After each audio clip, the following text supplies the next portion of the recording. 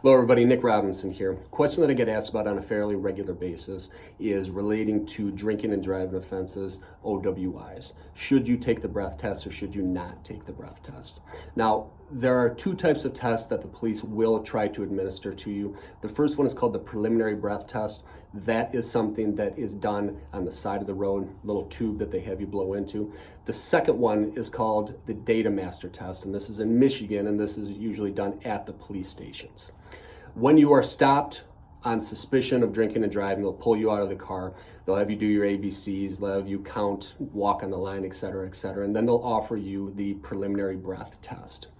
In that situation, if for whatever reason you decide that you want to refuse that, that is not something that will suspend your driver's license or jam you up too bad. At most, if you refuse the PBT, you're going to be fined $100, $150, but that doesn't affect your license at all.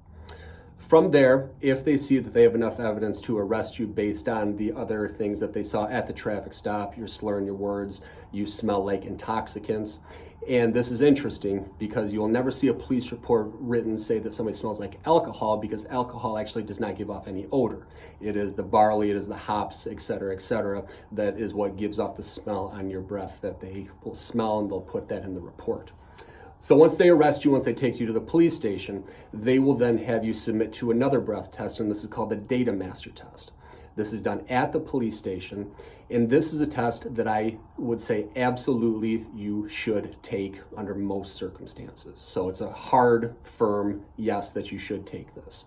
If you don't take that test, your license is automatically suspended for 1 year. It's a hard suspension. You can appeal that, but it's very hard to appeal. And that is not something that is even connected to the OWI charge if you are charged with that. So the reason that I say that you should take the data master test or the second breath test at the police station is that when we do an OWI case, generally speaking, we can get something that is far lesser than what you would face if you were to plead as charged through the drinking or driving, and a restricted license that will be far better for you than if you refuse the breath test at the police station. You may say to yourself, well, Nick, if I don't take the breath test at the police station, then they don't have enough evidence to charge me. They won't know my BAC.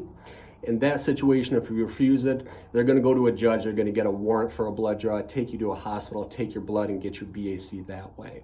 So that's why I say, so you're not losing your license for a solid year with a hard suspension. Take the data master test, and then let your attorney fight the case the rest of the way in court. So that's what I got for you. Take care, everybody.